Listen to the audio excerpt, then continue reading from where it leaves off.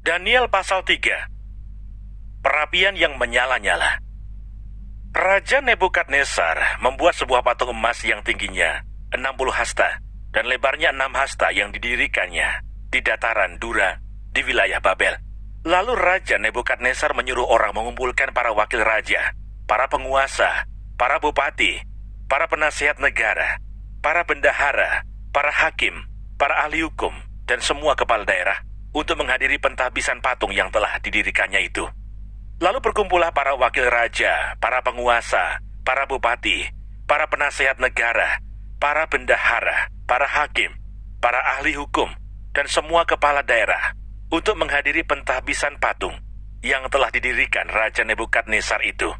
Dan berserulah seorang bentara dengan suara nyaring, "Beginilah dititahkan kepadamu, hai orang-orang dari segala bangsa, suku bangsa dan bahasa. Demi kamu mendengar bunyi sangkakala, seruling, kecapi, rebab, gambus, serdam, dan berbagai-bagai jenis bunyi-bunyian, maka haruslah kamu sujud menyembah patung yang telah didirikan Raja Nebukadnezar itu. Siapa yang tidak sujud menyembah akan dicampakkan seketika itu juga ke dalam perapian yang menyala-nyala. Sebab itu demi segala bangsa mendengar bunyi sangkakala, seruling, kecapi, rebab, gambus, dan berbagai-bagai jenis bunyi-bunyian, maka sujudlah orang-orang dari segala bangsa, suku bangsa dan bahasa, dan menyembah patung emas yang telah didirikan Raja Nebukadnezar itu." Pada waktu itu juga tampillah beberapa orang Kasdim menuduh orang Yahudi. Berkatalah mereka kepada Raja Nebukadnezar, "Ya Raja, kekalah hidup tuanku. Tuanku Raja telah mengeluarkan titah bahwa setiap orang yang mendengar bunyi sangkakala, seruling, kecapi, rebab, gambus, serdam, dan berbagai-bagai jenis bunyi-bunyian harus sujud menyembah patung emas itu, dan bahwa siapa yang tidak sujud menyembah akan dicampakkan ke dalam perapian yang menyala-nyala." Ada beberapa orang Yahudi yang kepada mereka telah Tuanku berikan pemerintahan atas wilayah Babel, yakni Sadrah, Mesah, dan Abednego. Orang-orang ini tidak mengindahkan titah Tuanku, ya Raja. Mereka tidak memuja dewa Tuanku dan tidak menyembah patung emas yang telah Tuanku dirikan. Sesudah itu, Nebukadnezar memerintahkan dalam marahnya dan geramnya untuk membawa Sadrah, Mesah, dan Abednego menghadap. Setelah orang-orang itu dibawa menghadap raja, berkatalah Nebukadnezar kepada mereka, "Apakah benar, hai Sadrah, Mesah, dan Abednego, bahwa kamu tidak memuja dewaku dan tidak menyembah patung emas yang kudirikan itu? Sekarang jika kamu bersedia demi kamu mendengar bunyi sangkakala, seruling, kecapi, rebab, gambus, serdam, dan berbagai-bagai jenis bunyi-bunyian, sujudlah menyembah patung yang kubuat itu. Tetapi jika kamu tidak menyembah, kamu akan dicampakkan seketika itu juga ke dalam perapian yang menyala-nyala. Dan dewa manakah yang dapat melepaskan kamu dari dalam tanganku?" Lalu Sadrah, Mesah, dan Abednego menjawab Raja Nebukadnezar, "Tidak ada gunanya kami memberi jawab kepada Tuanku dalam hal ini. Jika Allah kami yang kami puja sanggup melepaskan kami, maka Ia akan melepaskan kami dari perapian yang menyala-nyala itu dan dari dalam tanganmu, ya Raja. Tetapi seandainya tidak, hendaklah Tuanku mengetahui, ya Raja, bahwa kami tidak akan memuja dewa Tuanku dan tidak akan menyembah patung emas yang Tuanku dirikan itu." Maka meluaplah kegeraman Nebukadnezar. Air mukanya berubah terhadap Sadrah, Mesah, dan Abednego. Lalu diperintahkannya supaya perapian itu dibuat 7 kali lebih panas dari yang biasa. Kepada beberapa orang yang sangat kuat dari tentaranya, dititahkannya untuk mengikat Sadrah, Mesah, dan Abednego dan mencampakkan mereka ke dalam perapian yang menyala-nyala itu. Lalu diikatlah ketika orang itu dengan jubah, celana, topi, dan pakaian-pakaian mereka yang lain, dan dicampakkan ke dalam perapian yang menyala-nyala. Karena titah raja itu keras, dipanaskanlah perapian itu dengan luar biasa, sehingga nyala api itu membakar mati orang-orang yang mengangkat Sadrah, Mesah, dan Abednego itu ke atas. Tetapi ketika orang itu, yakni Sadrah, Mesah, dan Abednego, jatuh ke dalam perapian yang menyala-nyala itu dengan terikat. Kemudian terkejutlah Raja Nebukadnezar, lalu bangun dengan segera. Berkatalah ia kepada para menterinya, "Bukankah 3 orang yang telah kita campakkan dengan terikat ke dalam api itu?" Jawab mereka kepada raja, "Benar ya Raja," katanya. "Tetapi ada 4 orang kulihat berjalan-jalan dengan bebas di tengah-tengah api itu. Mereka tidak terluka, dan yang keempat itu rupanya seperti anak dewa." Lalu Nebukadnezar mendekati pintu perapian yang bernyala-nyala itu. Berkatalah ia, "Sadrah, Mesah, dan Abednego, hamba-hamba Allah yang maha tinggi, keluarlah dan datanglah kemari." Lalu keluarlah Sadrah, Mesah, dan Abednego dari api itu. Dan para wakil raja, para penguasa, para bupati, dan para menteri raja datang berkumpul. Mereka melihat bahwa tubuh orang-orang ini tidak mempan oleh api itu, bahwa rambut di kepala mereka tidak hangus, jubah mereka tidak berubah apa-apa, bahkan bau kebakaran pun tidak ada pada mereka. Berkatalah Nebukadnezar, "Terpujilah Allahnya Sadrah, Mesah, dan Abednego. Ia telah mengutus malaikatnya dan melepaskan hamba-hambanya yang telah menaruh percaya kepadanya dan melanggar titah raja, dan yang menyerahkan tubuh mereka karena mereka tidak mau memuja dan menyembah Allah manapun kecuali Allah mereka. Sebab itu aku mengeluarkan perintah bahwa setiap orang dari bangsa, suku bangsa, atau bahasa manapun ia yang mengucapkan penghinaan terhadap Allahnya Sadrah, Mesah, dan Abednego akan dipenggal-penggal dan rumahnya akan dirobohkan menjadi timbunan puing, karena tidak ada Allah lain yang dapat melepaskan secara demikian itu."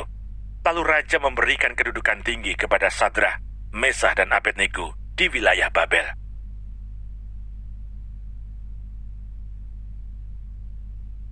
Daniel pasal 4. Nebukadnezar meninggikan diri dan direndahkan. Dari Raja Nebukadnezar kepada orang-orang dari segala bangsa, suku bangsa dan bahasa yang diam di seluruh bumi. Bertambah-tambahlah kiranya kesejahteraanmu. Aku berkenan memaklumkan tanda-tanda dan mukjizat-mukjizat yang telah dilakukan Allah yang maha tinggi kepadaku. Betapa besarnya tanda-tandanya dan betapa hebatnya mukjizat-mukjizatnya. Kerajaannya adalah kerajaan yang kekal dan pemerintahannya turun-temurun. Aku Nebukadnezar diam dalam rumahku dengan tenang dan hidup dengan senang dalam istanaku. Lalu aku mendapat mimpi yang mengejutkan aku, dan khayalanku di tempat tidurku, serta penglihatan-penglihatan yang kulihat menggelisahkan aku. Maka aku mengeluarkan titah bahwa semua orang bijaksana di Babel harus dibawa menghadap aku, supaya mereka memberitahukan kepadaku makna mimpi itu. Kemudian orang-orang berilmu, ahli jambi, para kasdim, dan ahli nujum datang menghadap, dan aku menceritakan kepada mereka mimpi itu, tetapi mereka tidak dapat memberitahukan maknanya kepadaku. Pada akhirnya Daniel datang menghadap aku, yakni Daniel yang dinamai Belsasar menurut nama dewaku, dan yang penuh dengan roh para dewa yang kudus. Lalu kuceritakan kepadanya mimpi itu. "Hai Belsasar, kepala orang-orang berilmu, aku tahu bahwa engkau penuh dengan roh para dewa yang kudus, dan bahwa tidak ada rahasia yang sukar bagimu. Sebab itu inilah riwayat penglihatan mimpi yang kudapat. Maka ceritakanlah kepadaku maknanya. Adapun penglihatan yang kudapat di tempat tidurku itu demikian. Di tengah-tengah bumi ada sebatang pohon yang sangat tinggi. Pohon itu bertambah besar dan kuat, tingginya sampai ke langit, dan dapat dilihat sampai ke ujung seluruh bumi. Daun-daunnya indah, buahnya berlimpah-limpah. Padanya ada makanan bagi semua yang hidup. Di bawahnya binatang-binatang di padang mencari tempat bernaung, dan di dahan-dahannya bersarang burung-burung di udara, dan segala makhluk mendapat makanan daripadanya. Kemudian dalam penglihatan yang kudapat di tempat tidurku itu, tampak seorang penjaga, seorang kudus, turun dari langit. Ia berseru dengan nyaring, demikian katanya, "Tebanglah pohon itu dan potonglah dahan-dahannya. Gugurkanlah daun-daunnya dan hamburkanlah buah-buahnya. Biarlah binatang-binatang lari dari bawahnya dan burung-burung dari dahan-dahannya. Tetapi biarkanlah tunggulnya tinggal di dalam tanah, terikat dengan rantai dari besi dan tembaga, di rumput muda di padang. Biarlah ia dibasahi dengan embun dari langit, dan bersama-sama dengan binatang-binatang mendapat bagiannya dari rumput di bumi. Biarlah hati manusianya berubah, dan diberikan kepadanya hati binatang. Demikianlah berlaku atasnya sampai 7 masa berlalu." Titah ini adalah menurut putusan para penjaga, dan hal ini menurut perkataan orang-orang kudus, supaya orang-orang yang hidup tahu bahwa Yang Maha Tinggi berkuasa atas kerajaan manusia, dan memberikannya kepada siapa yang dikehendakinya. Bahkan orang yang paling kecil sekalipun dapat diangkatnya untuk kedudukan itu. Itulah mimpi yang telah kudapat, aku Raja Nebukadnezar. Sekarang engkau, Beltsasar, katakanlah kepadaku maknanya, sebab semua orang bijaksana dari kerajaanku tidak dapat memberitahukan maknanya kepadaku. Tetapi engkaulah yang sanggup, karena engkau penuh dengan roh para dewa yang kudus. Lalu berdirilah Daniel yang namanya Beltsasar, tercengang beberapa saat. Pikiran-pikirannya menggelisahkan dia. Berkatalah raja, Beltsasar, janganlah mimpi, dan maknanya itu menggelisahkan engkau. Beltsasar menjawab, Tuanku, biarlah mimpi itu tertimpa atas musuh tuanku, dan maknanya atas seteru tuanku. Pohon yang tuanku lihat itu yang pertama besar dan kuat, yang tingginya sampai ke langit, dan yang terlihat sampai ke seluruh bumi, yang daun-daunnya indah dan buahnya berlimpah-limpah, dan padanya ada makanan bagi semua yang hidup, yang di bawahnya ada binatang-binatang di padang, dan di dahan-dahannya bersarang burung-burung di udara. Tuankulah itu, ya Raja, tuanku yang telah bertambah besar dan kuat, yang kebesarannya bertambah sampai ke langit, dan yang kekuasaannya sampai ke ujung bumi. Tentang yang tuanku Raja lihat, yakni seorang penjaga, seorang kudus yang turun dari langit, sambil berkata, tebanglah pohon ini dan binasakanlah dia.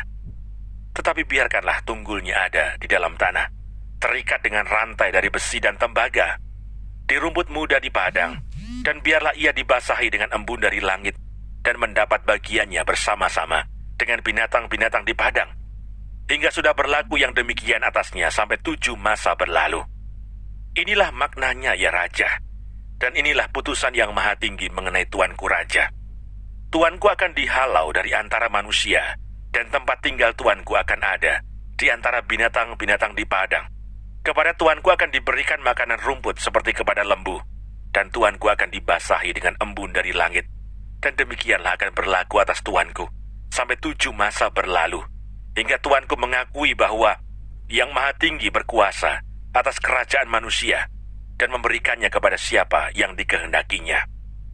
Yang dikatakan tentang membiarkan tunggul pohon itu berarti, kerajaan tuanku akan kembali tuanku pegang segera sesudah tuanku mengakui bahwa surgalah yang mempunyai kekuasaan. Jadi, ya Raja, biarlah nasihatku berkenan pada hati tuanku. Lepaskanlah diri tuanku daripada dosa dengan melakukan keadilan, dan daripada kesalahan dengan menunjukkan belas kasihan terhadap orang yang tertindas. Dengan demikian kebahagiaan tuanku akan dilanjutkan. Semuanya itu terjadi atas Raja Nebukadnezar, sebab setelah lewat 12 bulan, ketika ia sedang berjalan-jalan di atas istana raja di Babel, berkatalah Raja, bukankah itu Babel yang besar itu, yang dengan kekuatan kuasaku dan untuk kemuliaan kebesaranku telah kubangun menjadi kota kerajaan. Raja belum habis bicara ketika suatu suara terdengar dari langit. Kepadamu dinyatakan, ya Raja Nebukadnezar, bahwa kerajaan telah beralih daripadamu. Engkau akan dihalau dari antara manusia, dan tempat tinggalmu akan ada di antara binatang-binatang di padang. Kepadamu akan diberikan makanan rumput seperti kepada lembu, dan demikianlah akan berlaku atasmu sampai 7 masa berlalu, hingga engkau mengakui bahwa yang maha tinggi berkuasa atas kerajaan manusia, dan memberikannya kepada siapa yang dikehendakinya. Pada saat itu juga terlaksanalah perkataan itu atas Nebukadnezar, dan ia dihalau dari antara manusia, dan makan rumput seperti lembu, dan tubuhnya basah oleh embun dari langit, sampai rambutnya menjadi panjang seperti bulu burung Raja Wali, dan kukunya seperti kuku burung. Tetapi setelah lewat waktu yang ditentukan, aku, Nebukadnezar, menengadah ke langit, dan akal budiku kembali lagi kepadaku. Lalu aku memuji yang maha tinggi, dan membesarkan dan memuliakan yang hidup kekal itu, karena kekuasaannya ialah kekuasaan yang kekal, dan kerajaannya turun-temurun. Semua penduduk bumi dianggap remeh. Ia berbuat menurut kehendaknya terhadap bala tentara langit dan penduduk bumi, dan tidak ada seorang pun yang dapat menolak tangannya dengan berkata kepadanya, apa yang kau buat? Pada waktu akal budiku kembali kepadaku, kembalilah juga kepadaku kebesaran dan kemuliaanku untuk kemasyhuran kerajaanku. Para menteriku dan para pembesarku menjemput aku lagi. Aku dikembalikan kepada kerajaanku. Bahkan kemuliaan yang lebih besar dari dahulu diberikan kepadaku. Jadi sekarang aku, Nebukadnezar, memuji, meninggikan, dan memuliakan Raja Surga, yang segala perbuatannya adalah benar, dan jalan-jalannya adalah adil, dan yang sanggup merendahkan mereka yang berlaku congkak.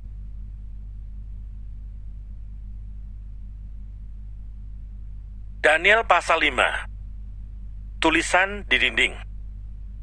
Raja Belsyazar mengadakan perjamuan yang besar untuk para pembesarnya. 1.000 orang jumlahnya, dan di hadapan 1.000 orang itu ia minum-minum anggur. Dalam kemabukan anggur, Belsyazar menitahkan orang membawa perkakas dari emas dan perak yang telah diambil oleh Nebukadnezar ayahnya dari dalam bait suci di Yerusalem, supaya raja dan para pembesarnya, para istri dan para gundik mereka minum dari perkakas itu. Kemudian dibawalah perkakas dari emas dan perak itu yang diambil dari dalam bait suci rumah Allah di Yerusalem.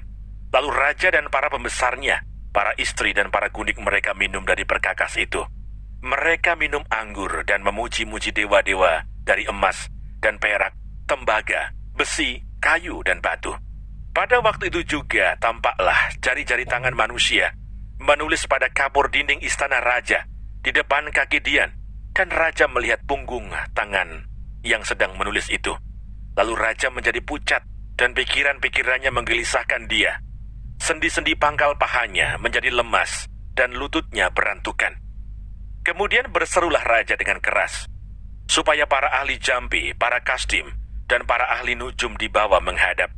Berkatalah raja kepada para orang bijaksana di Babel itu, setiap orang yang dapat membaca tulisan ini dan dapat memberitahukan maknanya kepadaku, kepadanya akan dikenakan pakaian dari kain ungu, dan lehernya akan dikalungkan rantai emas, dan di dalam kerajaanku, ia akan mempunyai kekuasaan sebagai orang ketiga. Tetapi semua orang bijaksana dari raja yang telah datang menghadap tidak sanggup membaca tulisan itu dan tidak sanggup memberitahukan maknanya kepada raja. Sesudah itu sangatlah cemas hati Raja Belsyazar, dan ia menjadi pucat, juga para pembesarnya terperanjat. Karena perkataan raja dan para pembesarnya itu, masuklah permaisuri ke dalam ruang perjamuan. Berkatalah ia, "Ya raja, kekallah hidup tuanku. Janganlah pikiran-pikiran tuanku menggelisahkan tuanku, dan janganlah menjadi pucat. Sebab dalam kerajaan tuanku ada seorang yang penuh dengan roh para dewa yang kudus. Dalam zaman ayah tuanku ada terdapat pada orang itu kecerahan, akal budi, dan hikmat yang seperti hikmat para dewa. Ia telah diangkat oleh Raja Nebukadnezar ayah tuanku menjadi kepala orang-orang berilmu, para ahli jambi, para kasdim, dan para ahli nujum.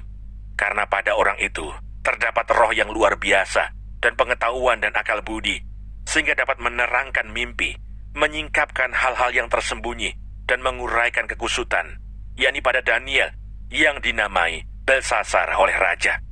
Baiklah, sekarang Daniel dipanggil dan ia akan memberitahukan maknanya." Lalu dibawalah Daniel menghadap raja. Bertanyalah raja kepada Daniel, "Engkaukah Daniel itu, salah seorang buangan yang telah diangkut oleh raja ayahku dari tanah Yehuda? Telah kudengar tentang engkau, bahwa engkau penuh dengan roh para dewa, dan bahwa padamu terdapat kecerahan, akal budi, dan hikmat yang luar biasa. Kepadaku telah dibawa orang-orang bijaksana, para ahli jambi, supaya mereka membaca tulisan ini dan memberitahukan maknanya kepadaku. Tetapi mereka tidak sanggup mengatakan makna perkataan itu. Tetapi telah kudengar tentang engkau, bahwa engkau dapat memberikan makna dan dapat menguraikan kekusutan. Oleh sebab itu, jika engkau dapat membaca tulisan itu dan dapat memberitahukan maknanya kepadaku, maka kepadamu akan dikenakan pakaian dari kain ungu, dan pada lehermu akan dikalungkan rantai emas, dan dalam kerajaan ini engkau akan mempunyai kekuasaan sebagai orang ketiga." Kemudian Daniel menjawab raja, "Tahanlah hadiah tuanku. Berikanlah pemberian tuanku kepada orang lain. Namun demikian, aku akan membaca tulisan itu bagi raja dan memberitahukan maknanya kepada tuanku. Ya tuanku raja, Allah yang maha tinggi, telah memberikan kekuasaan sebagai raja, kebesaran, kemuliaan, dan keluhuran kepada Nebukadnezar ayah tuanku. Dan oleh karena kebesaran yang telah diberikannya kepadanya itu, Maka takut dan gentarlah terhadap dia orang-orang dari segala bangsa, suku bangsa dan bahasa. Dibunuhnya siapa yang dikehendakinya, dan dibiarkannya hidup siapa yang dikehendakinya. Ditinggikannya siapa yang dikehendakinya, dan direndahkannya siapa yang dikehendakinya. Tetapi ketika ia menjadi tinggi hati dan keras kepala, sehingga berlaku terlalu angkuh, maka ia dijatuhkan dari tahta kerajaannya, dan kemuliaannya diambil daripadanya.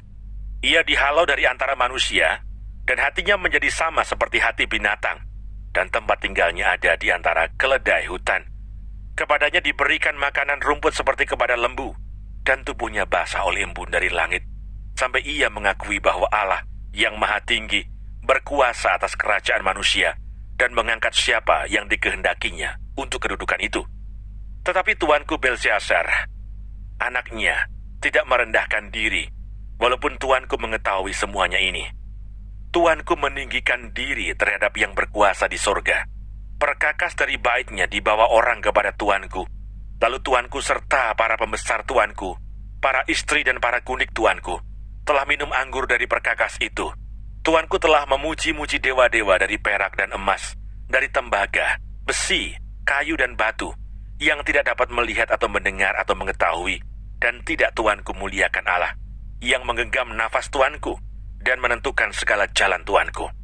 Sebab itu ia menyuruh punggung tangan itu, dan dituliskanlah tulisan ini. Maka inilah tulisan yang tertulis itu, Mene, Mene, Tekel Ufarsin. Dan inilah makna perkataan itu.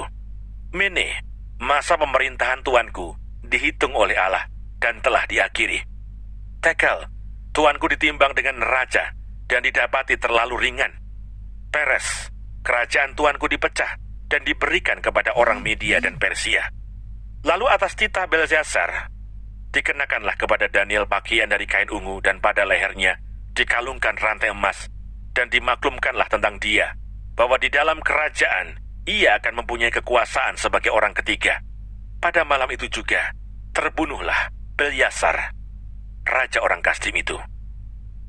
Jangan lupa subscribe, nyalakan loncengnya, like, dan share.